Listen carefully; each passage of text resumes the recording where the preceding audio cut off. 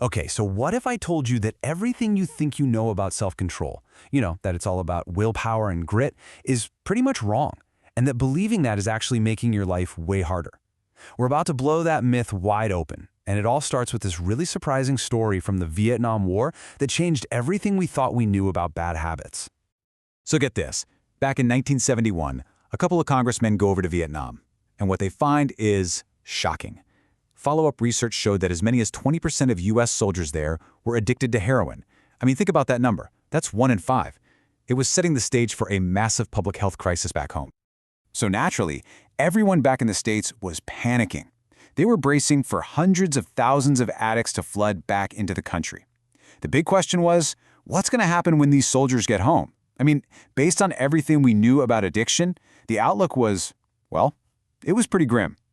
But what actually happened next was just stunning.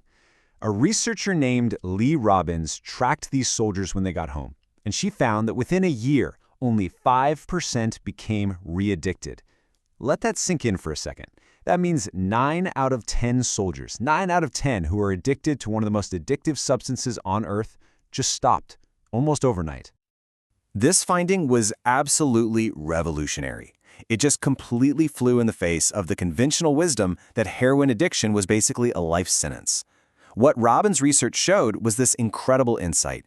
Addiction wasn't just about the person's character, it was profoundly, deeply tied to their environment.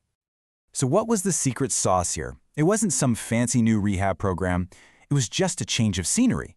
Think about it. In Vietnam, soldiers were surrounded by triggers. The unbelievable stress of combat, heroin was easy to get, and they were friends with other guys who were using. But when they got back home, all those cues, they just vanished. The environment changed, and just like that, the habit changed with it. And this is exactly where this whole story just crashes into what most of us have been taught our whole lives.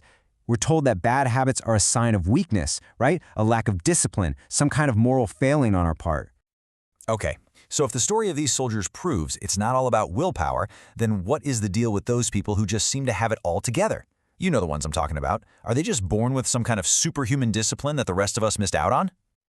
Well, it turns out the research shows something really fascinating. The people who look like they have superhuman self-control aren't actually better at fighting off temptation. No, they're just smarter about structuring their lives so they don't have to face temptation in the first place.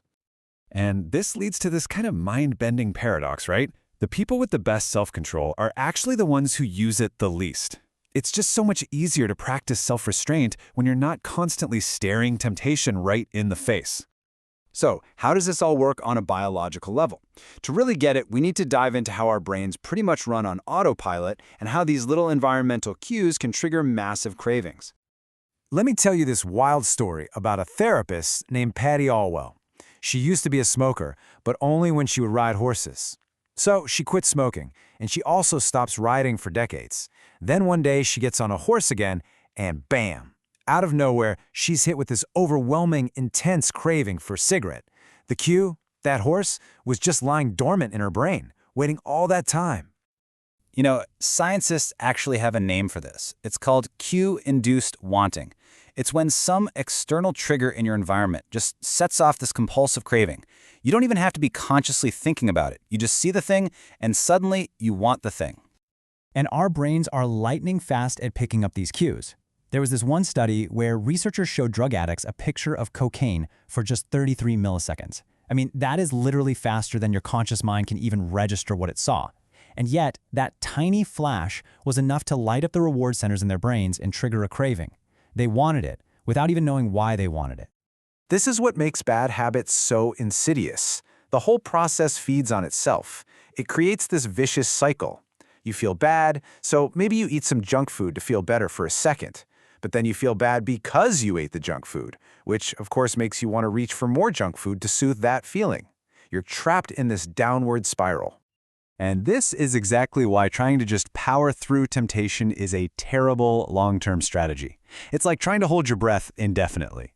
Yeah, you can do it for a little while, but eventually you're going to have to give in. It is just an exhausting way to live. So, if white-knuckling it through temptation doesn't work, what's the real secret? Well, it's surprisingly simple, almost too simple. You have to make your bad habits invisible. This is all about simple, practical environmental design. You know, if you can't seem to get any deep work done, Don't just put your phone on silent. Literally leave it in another room for a few hours. If you watch way too much TV at night, take the television out of the bedroom.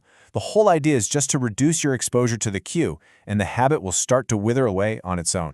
In the book Atomic Habits, James Clear has this perfect framework for it. He calls it the inversion of the first law of behavior change. So, to build a good habit, the first law is make it obvious. To break a bad habit, you just flip it on its head. Make it invisible. It's that direct. Think about it like this. You might be able to resist the plate of cookies on the kitchen counter once, or maybe even twice. But can you really win that battle every single day for the rest of your life? Probably not. And that's the key takeaway here. Self-control is a great short-term strategy, but it's a terrible long-term one. In the long run, a disciplined environment will always beat disciplined willpower. So this quote really nails the whole idea. Stop trying to summon up a fresh dose of willpower every single day to fight temptations in a distracting world. Your energy is so much better spent just optimizing your environment one time so you don't have to fight those battles anymore. So, let's end with a question to make this super practical. You don't need to become a hero of willpower overnight. Just look around the room you're in, right now.